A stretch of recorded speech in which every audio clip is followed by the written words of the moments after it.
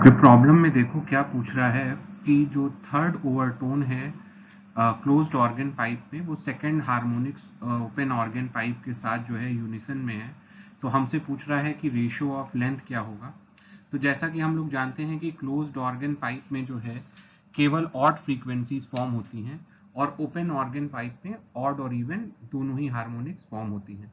तो अपने पास जो थर्ड ओवरटोन है उसका मतलब है कि फोर्थ हार्मोनिक जो कि 7V/4 LC है, इसको हमको सिंपली इक्वेट कर देना है 2 टाइम्स V/L0 के, और हमको LC/L0 का रेशो मिल जाएगा। देखो इस प्रॉब्लम में सिंपली क्या कह रहा है कि अगर टेम्परेचर किसी परसेंटेज से चेंज होता है तो वेलोसिटी कितने अमाउंट से चेंज होगी। तो यहाँ पर हम लोग क्या देख रहे हैं, क्योंकि जो टेम्परेचर में एरर है वो 5% से कम है, 1% है, तो यहाँ हम लोग थ्योरी ऑफ एरर अप्लाई कर सकते हैं। v जो है वो √t के प्रोपोर्शनल होता है। दोनों साइड का लॉग लेके हम इसको डिफरेंशिएट कर देंगे तो हमको डेल v/v जो है हाफ डेल t/t के बराबर मिल जाएगा। क्योंकि ये 1% से डिक्रीज कर रहा है, इसके बदले -1 इक्वेट कर दो, हमको सिंपली मिल जाएगा कि percentage of decrease of velocity जो है वो 0.5% है।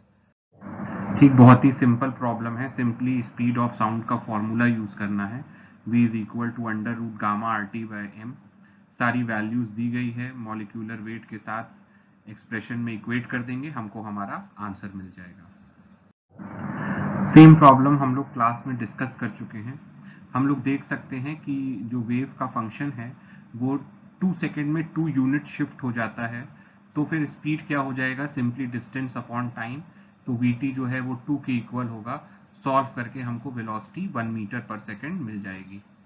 ये बहुत ही सिंपल प्रॉब्लम है। पावर फैक्टर पूछा है, रेजिस्टेंस और इम्पीडेंस दिया है। हम लोग जानते हैं कि जो cos phi है वो R/Z होता है। इक्वेट कर दोगे सीधे वैल्यू आ जाएगी 0.6।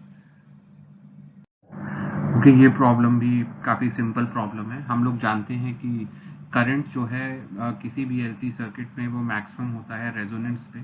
तो हमसे सिंपली रेजोनेंट फ्रीक्वेंसी पूछी है। रेजोनेंट फ्रीक्वेंसी ω1/√LC होती है। एल और सी दोनों प्रॉब्लम में दिया है, वैल्यूज इक्वेट करके हमको आंसर मिल जाएगा।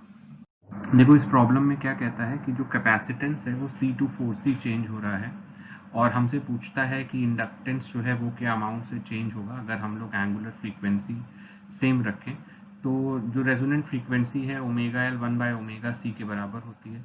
तो जब हम लोग कैपेसिटी को 4C कर देंगे सेम रेजोनेंट फ्रीक्वेंसी पे, तो ω_L 1/4ωc के बराबर आ जाएगा, जो इक्वेशन 1 और 2 में दिया है। इनको 1 और 2 को कंपेयर करके सिंपली हमको L' की वैल्यू मिल जाएगी। प्रॉब्लम में तुम लोगों का सिंपली जो है अलजेब्रिकल स्किल चेक किया गया है। सबसे पहले तो कह रहा है कि एक सीरीज आरएलसी सर्किट है, तुमको इंडक्टर की वैल्यू बतानी है, और इस तरह से कि पावर फैक्टर 1 हो। पावर फैक्टर R/Z का रेशो होता है। अगर ये 1 है मतलब R और Z इक्वल है। फिर उसके बाद हम लोग इम्पीडेंस का फॉर्मूला जानते हैं, Z is equal to R² plus ω/L -1/ωc का होल स्क्वायर का होल रूट, राइट। Z और R की वैल्यू को सिंपली इक्वेट कर देंगे और अपनी इक्वेशन को सॉल्व करके L की वैल्यू 20/π² आ जाएगी। बहुत ही सिंपल प्रॉब्लम है ये भी। प्रॉब्लम में क्या कह रहा है कि रेजिस्टेंस और इंडक्टेंस के अक्रॉस जो है, जो सीरीज में जुड़े हैं, वोल्टेज 12 और 16 वोल्ट है।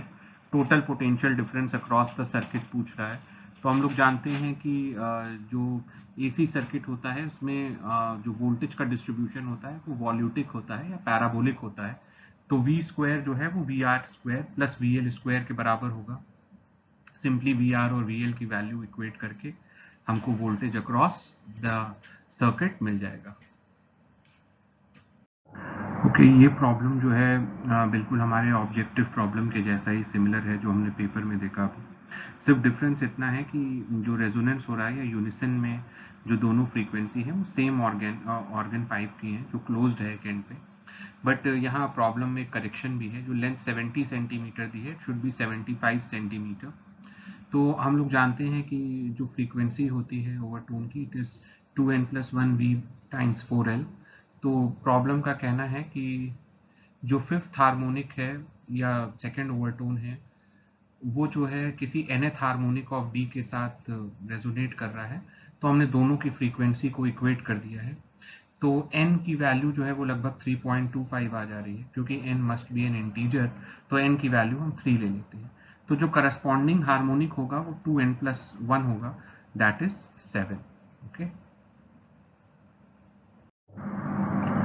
देखो 25th प्रॉब्लम में क्या कहता है कि अपने पास एक सोर्स है जो एक सर्कल पे चल रहा है जिसका रेडियस 600 मीटर है, और एक डिटेक्टर है जो लाइन ए बी पर चल रहा है।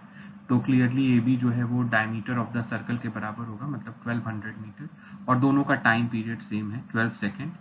ठीक है, तो अब कह रहा है कि दोनों एक ही पॉइंट से स्टार्ट करते हैं, पी और क्यू से। ओके, और एक इंटरेस्टिंग बात और ये नोट करना कि क्योंकि जो पार्टिकल सर्कल पे चल रहा है, इस पे इसका अगर हम हॉरिजॉन्टल प्रोजेक्शन डालेंगे ए बी पे, तो हमको ए बी मतलब डिटेक्टर का ही मोशन मिल जाएगा। तो एक तरह से देखा जाए तो ये दोनों पार्टिकल इन फेज मूव कर रहे हैं।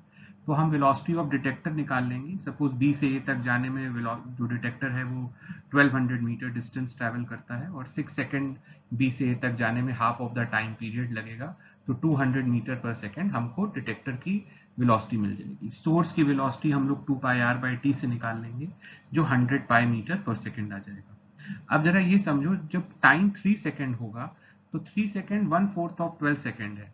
1/4 ऑफ 12 सेकेंड में Q जो है वो A पर पहुंच चुका होगा, और P जो है वो P डैश पर पहुंच चुका होगा 90 डिग्री पर। ठीक, अब अगर P डैश यहां से कोई साउंड पल्स जनरेट करता है, तो ये sound pulse along a straight line P Q dash चलते हुए लाइन ए बी को हिट करेगी, और उसी जगह पे डिटेक्टर को इसे डिटेक्ट करना है।